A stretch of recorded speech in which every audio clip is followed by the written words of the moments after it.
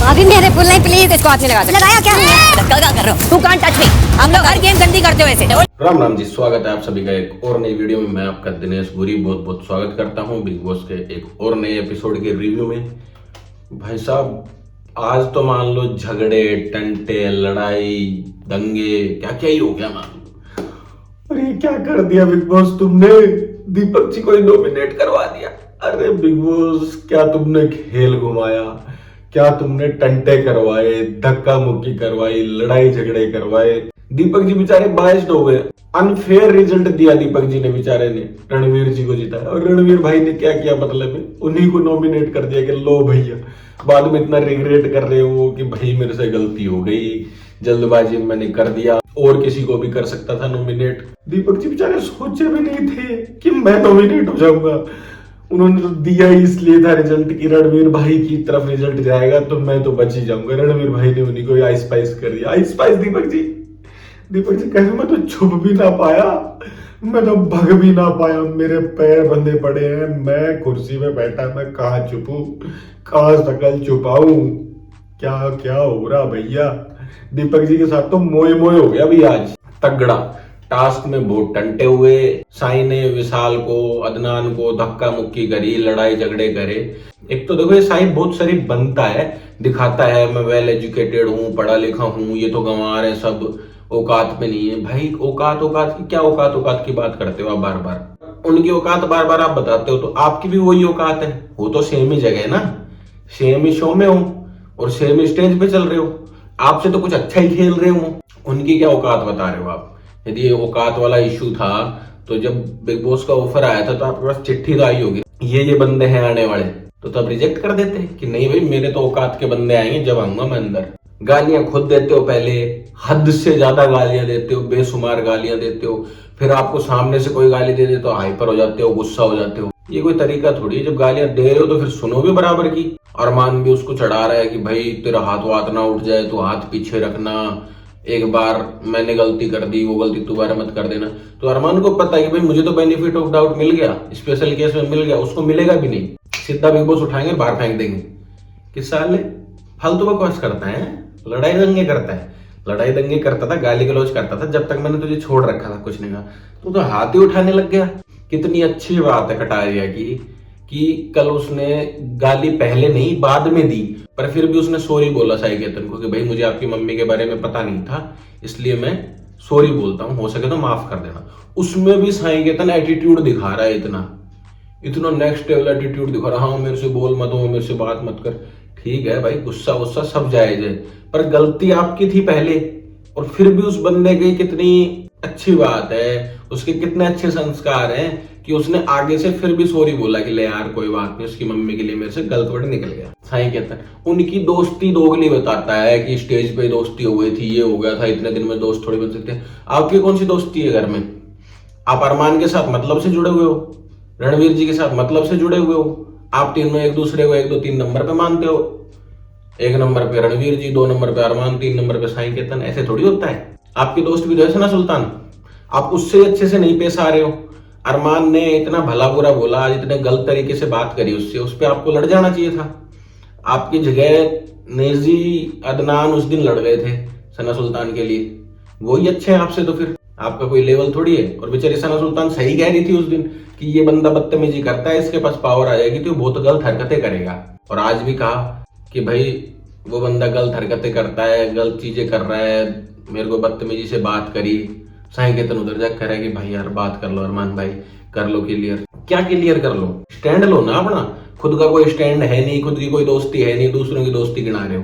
Task बहुत तगड़ा गया, एक तरीके से टास्क को पूरे को देखे, वो फूल वाले टास्क को, तो भैया शिवानी जीतनी चाहिए थी। क्यों कि शिवानी ने पूरे जितने भी उसके हाथ में फूल थे 5-10, उसने दबा के पूरी बैठी हुई थी, कोई छीन नहीं पा रहा था। लड़की थी तो लड़के जा ही नहीं सकते थे, और अरमान भाई तो फिर कोशिश कर ही नहीं सकते थे, वरना तो कर लेते। बची अकेली कृतिका जी, उन्होंने किया नहीं। सना सुल्तान ने कोशिश की, वो भी छोड़ दिया कि छोड़ो कोई बात नहीं। तो जीतनी तो शिवानी चाहिए थी, पर भाई दीपक जी बायस्ड हो गए, अनफेयर दे दिया रिजल्ट कि रणवीर जी जीत गए। रणवीर जी ने उन्हें कोई धप्पा कर दिया, बात ही खत्म कर दी। सना मकबूल आज बहुत ही नीचे लेवल पे गिर गई। रणवीर जी नहीं सही से ट्रीट करते हैं लड़कियों को, नहीं सही से बात करते हैं। शिवानी को देख लो, सना सुल्तान को देख लो, सना मकबूल को देख लो, कृतिका जी को भी देख लो, जो अरमान की वाइफ है, साथ उठते बैठते हैं, वो उसको भी सही से ट्रीट नहीं करते हैं। तो उनका साफ साफ दिखता है लड़कियों को लेके उनके दिल में कुछ तो अलग से खटास है, क्योंकि उनकी लाइफ में कुछ चीजें ऐसी हो चुकी हैं। पर फिर भी सना मकबूल ने आज बात शुरू करी, मेंढक जैसी आंखें हैं, फिर उन्होंने बोला नागिन, फिर बात बढ़ती गई, फिर रणवीर जी ने बोला गटर छाप, फिर सना मकबूल ने बोला नाली के कीड़े। तो मतलब कुछ एक थोड़ी सी थिन पतली सी तो लाइन होनी चाहिए बीच में, कि छोटी सी रेस्पेक्ट तो होनी चाहिए उस बंदे की।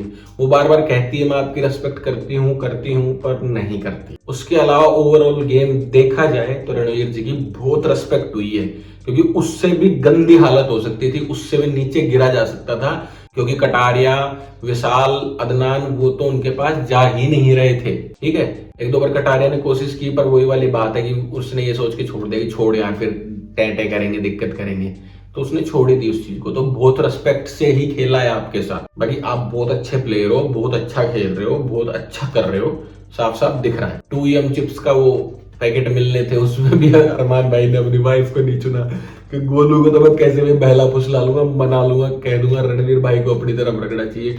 वो बंदा बहुत तगड़े माइंड से खेलता है, वो बंदा इतने तगड़े माइंड से खेलता है कि वीकेंड का वार भी किस तरीके से कैसे कंडक्ट हो सकता है वो भी वो दिमाग में लेके चलता है। सबकी सर्चिंग करके आया हुआ है बाहर कि कौन कैसा है, क्या है, सबको जानता है वो, सबकी बाहर की अंदर की सब बातें जानता है वो सारी बातें उठा लेता है। और पावर आने के बाद में हरकत तो बहुत तगड़ी ही कर रहा है भाई वो, क्योंकि पावर का पूरा इस्तेमाल कर रहा है। नॉमिनेशन हुआ, नॉमिनेशन में अरमान जी से ही पूछा गया, क्योंकि उन्हीं के हाथ में थी पावर। तो उन्होंने विशाल को, कटारिया को, सना मकबूल को और सना सुल्तान को नॉमिनेट कर दिया। अदनान पहले से नॉमिनेट थे और अरमान पूरे सीजन के लिए नॉमिनेट है ही, तो ये 6 जने नॉमिनेट हुए। उसके अलावा टास्क के बाद दीपक जी नॉमिनेट हो गए, तो 7 जने नॉमिनेट हो गए।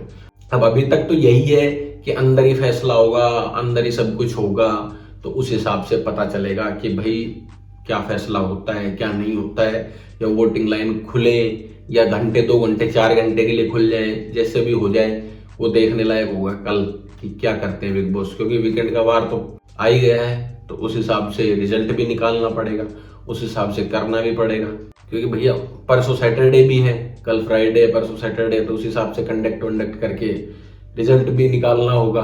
और एक अरमान का दिमाग देखो कितना तगड़ा, शिवानी को नॉमिनेट किया नहीं, उसको सोच के छोड़ दिया, इसको तो बाद में भी किया जा सकता है, बाद के लिए छोड़ देते हैं, या फिर हार तक के इसके साथ वाले निकल जाएंगे तो ये अपनी तरफ आई जाएगी, नहीं भी आएगी तो अपना क्या ही कर लेगी ये।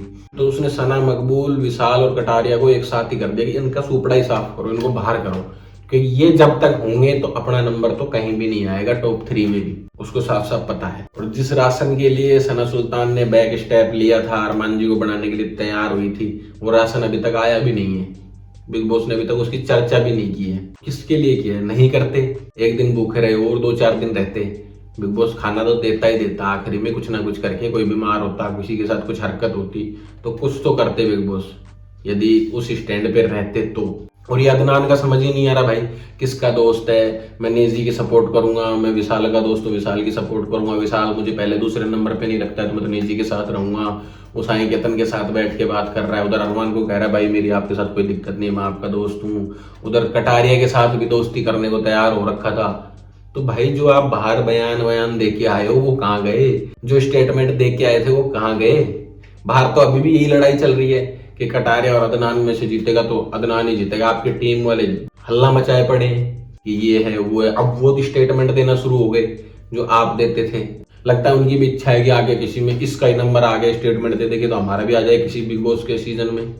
वो लगे पड़े, तुमने सारा गेम ही बदल रखा है अंदर जाके, तुम्हारे जितना तो दोगला ही नहीं है कोई, बाहर कुछ अंदर कुछ। लगता है तुम तो घबरा गए अंदर आके, पूरे तरीके से डर गए। तो भैया देखो ऐसे थोड़ी दोगलापंती करने से, बदल जाने से कुछ होगा। और साईं केतन आप बहुत गंदा दिख रहे हो, आप सोच रहे होगे मैं बार बार गुस्सा करूंगा, लड़ाई करूंगा तो मैं बार बार अच्छा दिखूंगा, नहीं दिखोगे बिल्कुल भी अच्छा, ऐसे अच्छा नहीं दिखा जाता है। जबरदस्ती लड़ाई करना, गालियां देना, ये कोई अच्छी बातें नहीं है। बाकी आज के एपिसोड में यही बातें हैं, अपनी वीडियो करते हैं यहीं पे एंड। लाइक कमेंट शेयर कर देना, चैनल को सब्सक्राइब कर लेना, इंस्टाग्राम को फॉलो कर लेना, डिस्क्रिप्शन में लिंक मिल जाएगा, स्क्रीन पे आईडी मिल जाएगी। तो बाय बाय, जय जय सिया राम।